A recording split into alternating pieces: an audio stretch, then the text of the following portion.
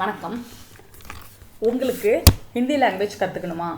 Class நியரஸ்ட்டாக இல்லையா? கவலைப்படாதீங்க.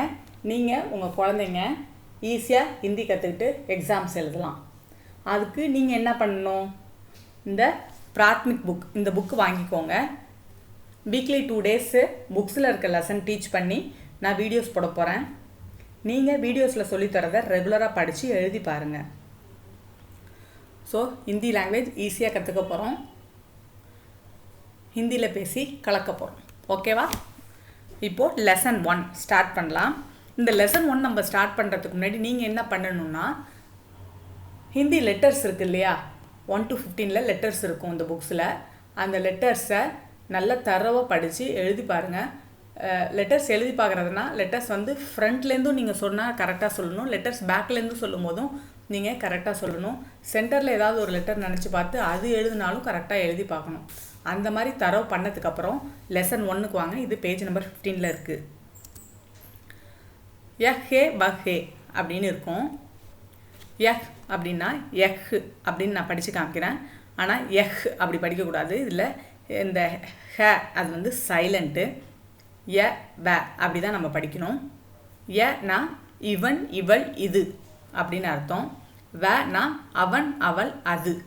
எழுதும்போது யஹ் வஹ்னு எழுதணும், படிக்கும்போது ய வ அப்படின்னு படிக்கணும். இந்த ஹேங்கிறது சைலண்ட்டு.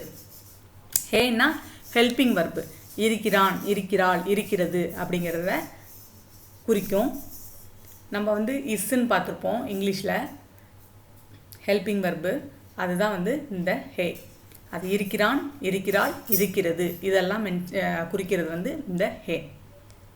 யஹ் வஹ்ல அந்த ஹே சைலண்ட்டு.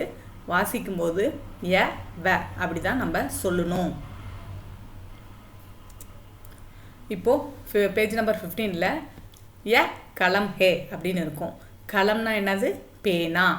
இப்போ இதில் என்ன சொல்லியிருக்காங்க? இது பேனா. யனா என்னன்னு சொல்லியிருக்கேன்? இது இவன் இவள் இது. இது பேனா அப்படிங்கிறதுனால இது போட்டிருக்கோம். கலம்னா பேனா, இது பேனா. This is pen. ஏ கியா ஹே அப்படின்னா கியானா என்னன்னு அர்த்தம். இது என்ன அப்படின்னு கொஷின் கேட்குறாங்க. ஏ கலம் ஹே இது பேனா. இப்போ அடுத்து ஏ குர்சி ஹே. குர்சினா சேர். இது நாற்காலி. ஏ கியா ஹே இது என்ன? ஏ குர்சி ஹே இது நாற்காலி. இப்போ இது கடி. கடினா கடிகாரம்னு அர்த்தம். ய கடி ஹே இது கடிகாரம். ய கியா ஹே இது என்ன? ய கடி ஹே இது கடிகாரம். This is clock. வேனா தட்டு. ஏனா திஸ்ன்னு பார்த்தோமா, வேனா தட்டு அது அவன் அவள். மேஜ்னா மேஜை. வ மேஜ் ஹே அது மேஜை. That is table. வ கியா ஹே அது என்ன? வ கியா வ மேஜ் ஹே என்ன? அது மேஜையா அப்படின்னு கேள்வி கேட்போம்ல, அது மேஜையா அப்படின்னு கேட்போம்ல, அதுக்கு நம்ம கியா முன்னாடி சேர்த்துருக்கோம்.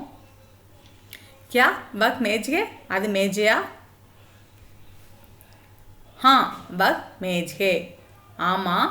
ஹானா ஆமாம் எஸ். வ மேஜ் ஹே அது டேபிள் மேஜை.